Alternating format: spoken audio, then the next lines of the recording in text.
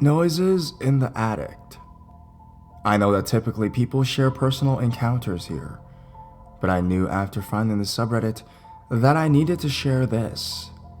This happened to my wife's aunt, Sarah. I apologize that I cannot relay some of her emotions and at times have to skimp on a few details, as it is a second-hand account as told by my wife. This was 10 or 15 years ago, and Sarah had recently been divorced. Her husband moved out, and Sarah continued living in the house by herself for some time after that. The house was in a typical neighborhood and wasn't secluded or off by itself or anything like that. As Sarah became used to living alone again, she felt like she kept hearing things in her attic and began to wonder what was making the noises she heard. She called the police and had them come sweep her attic looking for traces of anyone living up there, but they found nothing and told her she had probably just heard a raccoon or squirrel. In the days after, she felt like the noises were getting louder and that there was no way it was a small animal. She called the police again a week later, and the same thing happened. They didn't find anything yet again.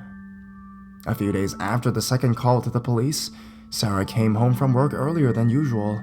Fortunately for her, she had started dating during that time, and her boyfriend was with her when she came home that day. As she got out of the car, in her garage, she noticed something out of place and scary as hell at the door.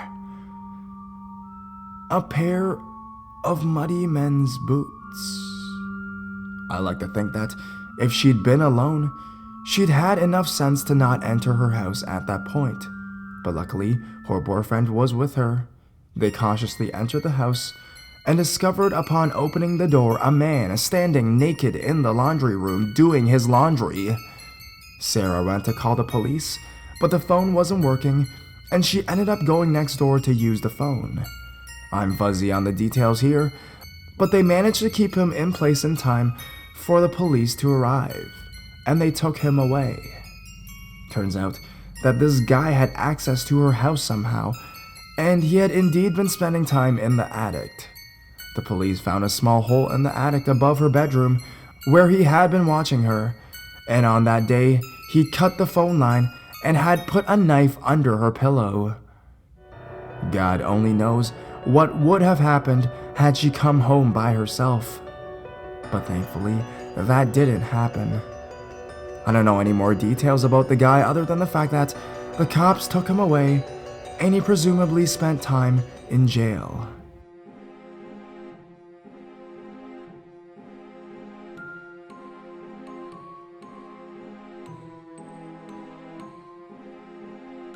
My neighbor was in my attic.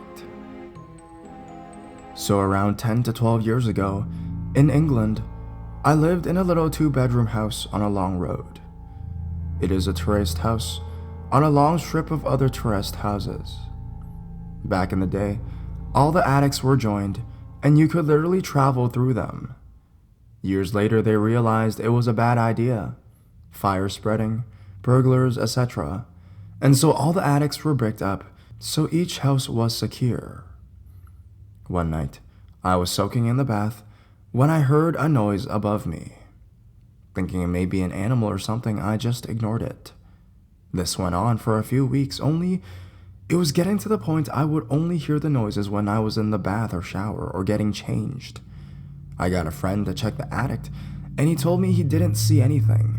He just stuck his head inside, which just confirmed my animal story.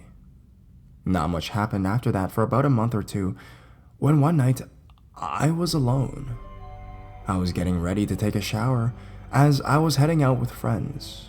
I heard the same noises above when all of a sudden, the dog started going crazy, barking and looking directly above me. Clearly, I was freaked out and decided to get ready at a friend's house. The next day, I was outside my house.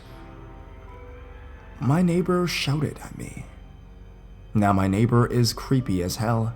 Small, stinky, strange looking with a hint of crazy in his eyes. He asked if I was okay. Being polite and trying to show him he doesn't really bother me, I said yes and went about my business. Just as I got to my door, he asked if I got to my friends okay. At first, without thinking, I said yes and thank you, smiled and waved goodbye. But when I got inside my house, I realized that he would not know I was at my friend's house unless he heard me on the phone. And as I was so creeped out the night previously, I was practically whispering to my friend. Anyway, I rang family members, told my dad that they all came round. They turned the lights on in the bathroom, but kept all the other lights off, opened the attic door, and you could see two lights shining right through the top of the attic, two tiny little holes. My bathroom ceiling was quite dark, so I never noticed them. My dad went in. He was gone a while, but when he returned, he was blazing angry. He ignored everyone and walked straight outside to the neighbor's house.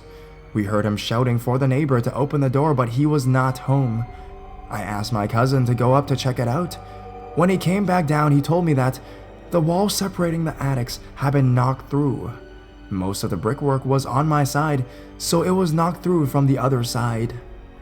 We called the police, but they told us there was no proof he had done anything. The neighbor told the police he never used the attic, and the previous tenants were to blame. Clearly, he was to blame, the creepy old pervert. I don't think I have ever been so disturbed, knowing that the dirty pervert had been watching me for all that time. I never stayed in that house again.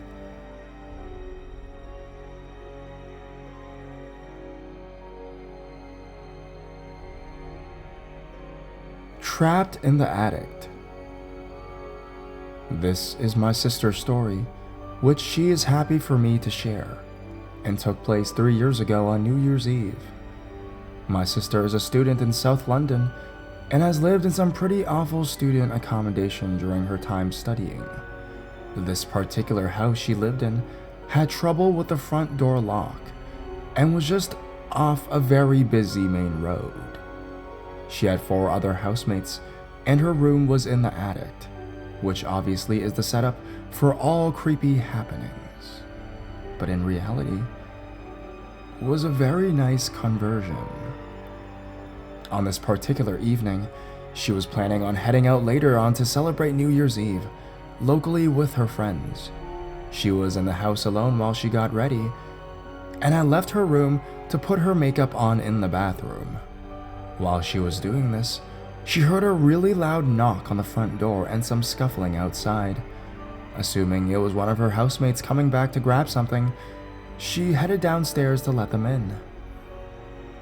As she got closer to the door, she heard voices she didn't recognize and could see the shapes of 2 people through the frosted glass. We've lived in London for all our lives and are both probably quick to not trust the situation, so she kept quiet and slowly made her way back upstairs when the door literally flies open with a huge bang, and a man and a woman come flying in. She could smell the alcohol on these 2 from the floor up, and from the way they were talking, she could tell they were totally off their faces on a shit ton of drugs too. As they immediately start up to force entry into the first bedroom on the ground floor and grab anything they can find. My sister is in a panic. She makes a dash up the staircase to her attic room to stay out of their way and out of sight until she can figure out what to do next. In her room, she finds her phone and immediately calls the police.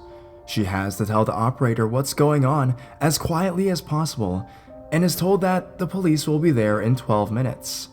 She told that this 12 minutes was the longest and most terrifying 12 minutes of her life, as she hears the banging and smashing noises from downstairs, starting to move up the house. It is, of course, at this moment that she remembers the staircase which leads up to the attic is still down, as she didn't have time to pull it up behind her in her frenzied dash to her room. To counter this frankly appalling realization, she moves every item of furniture over the trapdoor and then sits on top of it to stop them gaining entry if they tried. As she sits there, too terrified to even breathe and her heartbeat racing in her ears, she hears them kick down the very last door in the house, right next to her staircase. The woman is screaming and smashing things up, and the man is shouting instructions about what items to steal.